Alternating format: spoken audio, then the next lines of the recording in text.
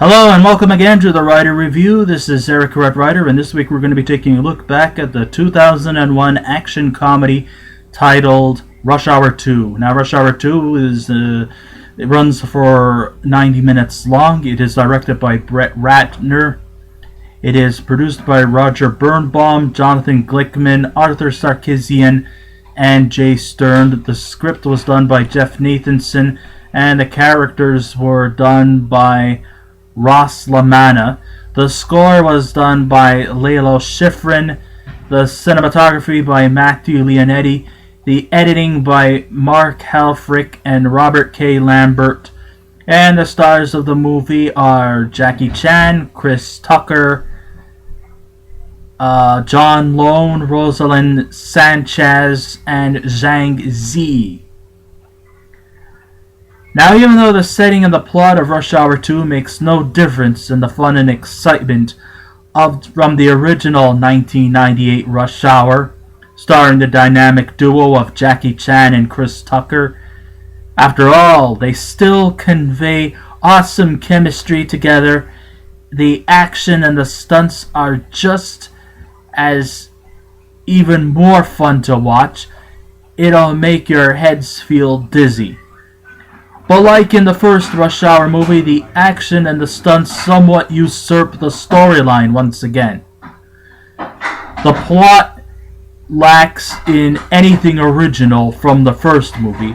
However, this time around, the villains and the supporting performers are somewhat lowered to more questionable purposes. Like in, why are they there? What is their motive? So anyhow, getting back to the sequel. In the sequel, we find Detective James Carter, played by Chris Tucker, and Chief Inspector Lee, played by Jackie Chan.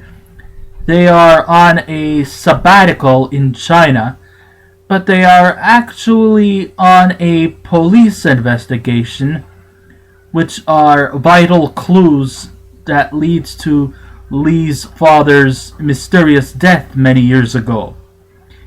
In a vicarious situation, Lee and Carter have become involved in an American embassy bombing conspiracy and have become focal targets to a diabolical faction called the Triad, led by crime lord Ricky Tan, played by John Lone.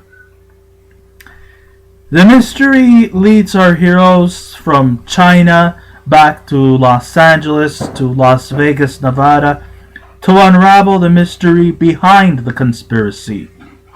And while Tucker and Chan are still equally dynamic as they were before, with Chan's high-flying and laid-back character that's contrary to Tucker's non-stop blabbering, the comedy and the action are both handed out in equal proportions. One of the big differences is that in Rush Hour 2, Carter is now the foreigner, unlike in the first movie where Chan was the foreigner. And one of the newer, more refreshing elements to this sequel is that Carter has now taken an interest for the Beach Boys, and Lee has a greater appreciation for hip-hop music.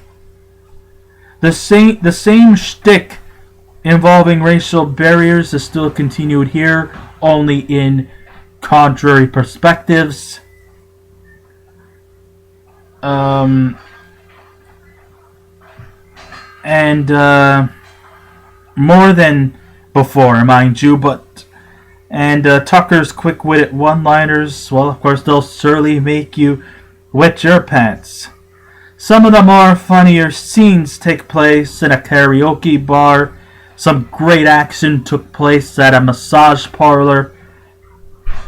And there were also some seductive interactions with secret agent Isabella Molina, played by Rosalind Sanchez. And while the jokes are pretty much still the same as before, let's just say it's all in good fun.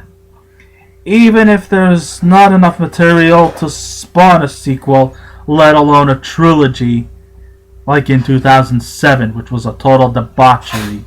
And I think And I of course I've also read somewhere on IMDb that they are going to spawn a fourth installment to the franchise.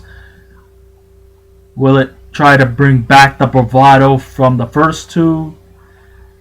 Only time will tell.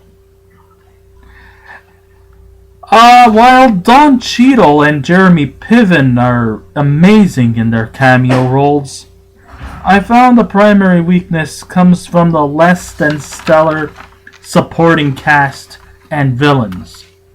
Sanchez comes across as playing an important role here as Secret Agent Isabella, but the subplots involving this sultry spy feels awkward and not very well received.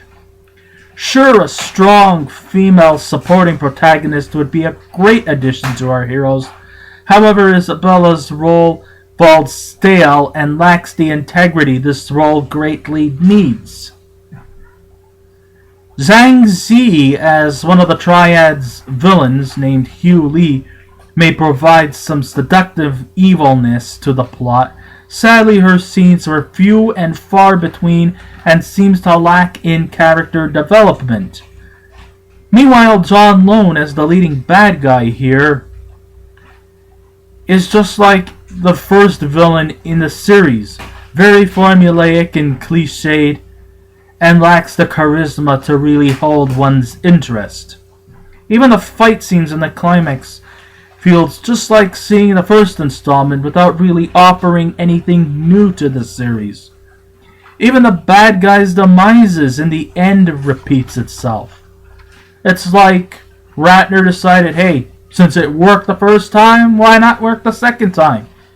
In a way, it kind of feels recycled, a bit lazy, and too laid back.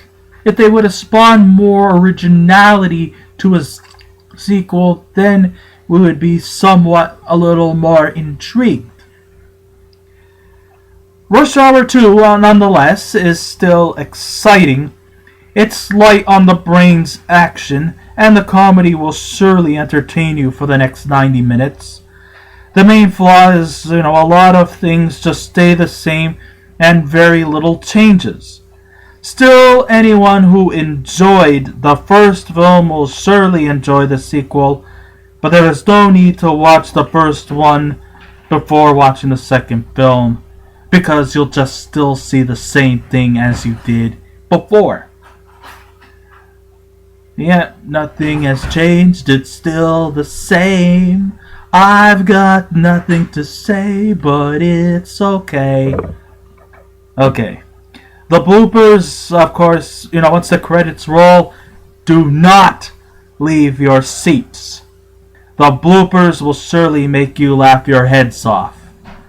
It's like the opening credits are the appetizer, the movie itself is the main course, and the bloopers is the dessert. So overall, if I was to give this movie a scale out of 10, I will have to give it a 7. So I guess this ends my writer review. Thank you all for listening in. If you like to subscribe to my channel, please feel free to do so. If you wish to leave a comment, go right ahead.